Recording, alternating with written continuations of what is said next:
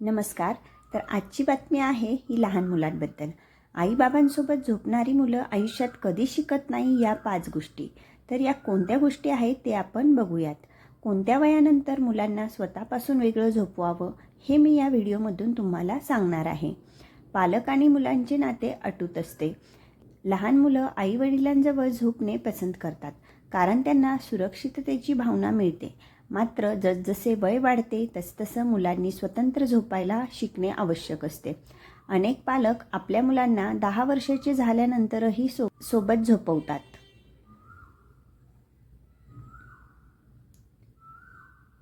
पण याचा परिणाम त्यांच्या स्वभावावर होऊ शकतो आणि विकासावरही होऊ शकतो. बालमानसशास्त्रानुसार मुलांनी योग्य वयात स्वतंत्र झोपायला सुरुवात केली नाही तर त्यांच्यात आत्मनिर्भरता आणि आत्मविश्वास विकसित होण्यास अडथळा येतो.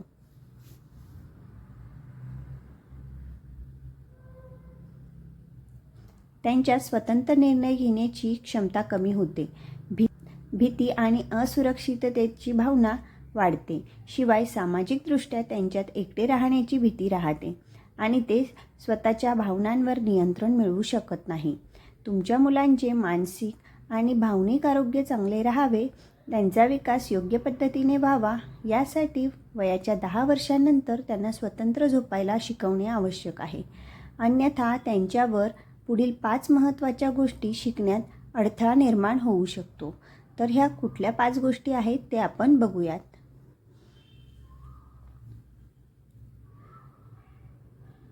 तर पहिली गोष्ट आहे ती म्हणजे आत्मनिर्भरता कमी राहणे. स्वतः झोपण्याची सवय नसल्यामुळे मुलांना स्वावलंबी बनण्यास वेळ लागतो. सतत पालकांसोबत झोपणाऱ्या मुलांना स्वतः निर्णय घेण्याची भीती वाटते आणि त्यांना स्वतंत्र राहण्याचा आत्मविश्वास येत नाही. भविष्यात ते प्रत्येक गोष्टीवर पालकांवर अवलंबून राहण्याची सवय लावून घेतात.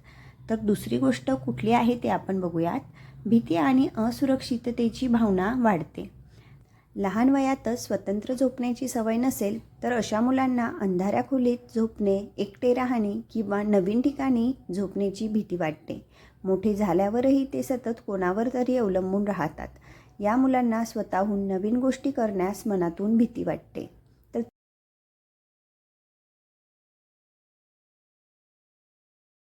तर तिसरी गोष्ट आहे ती म्हणजे आत्मविश्वासाची कमतरता जाणवते.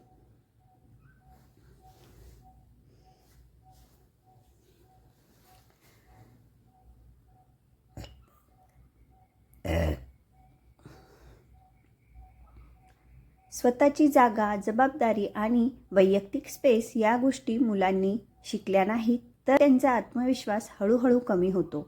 स्वतंत्र झोपणाऱ्या मुलांमध्ये निर्णय क्षमता चांगली विकसित होते. पण सतत पालकांसोबत झोपणाऱ्या मुलांना प्रत्येक गोष्टीसाठी मदतीची गरज भासते. तर पुढची गोष्ट आहे ती म्हणजे पर्सनल स्पेस आणि लिमिट्स समजत नाही. मुलांना लहान वयातच पर्सनल स्पेसचे महत्त्व समजणे आवश्यक असते.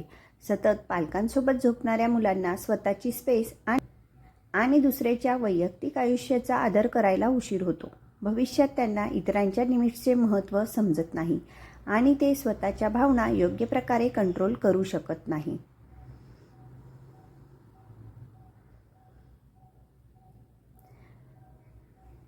बऱ्याचदा झोपेच्या सवयी बिघडतात. स्वतःच्या खोलीत झोपण्याची सवय नसल्यास मुलांची झोपेची वेळ विस्कळीत होते. काही मुलांना रात्री उशिरा झोपण्याची किंवा सतत पालकांना डिस्टर्ब करायची सवय लागते. याचा परिणाम त्यांच्या मेंदूच्या विकासावर होऊ शकतो आणि त्यांचे लक्ष केंद्रित करण्याची क्षमता कमी होऊ शकते.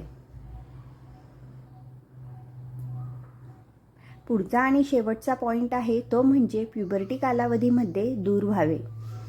प्युबर्टी कालावधीत दूर व्हावे.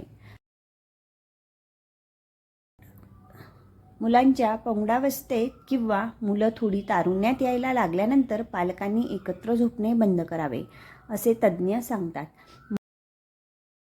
मुलीच्या साधारण 12व्या वर्षानंतर आणि मुलांच्या 12 ते 13व्या वर्षानंतर आईवडिलांनी त्यांच्याजवळ झोपणे बंद करावे.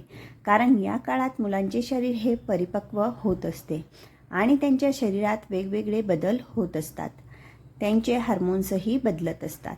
अशावेळी आईवडिलांनी त्यांच्याजवळ झोपणे योग्य ठरत नाही. आता हा काळ कधी असतो ते आपण बघूयात.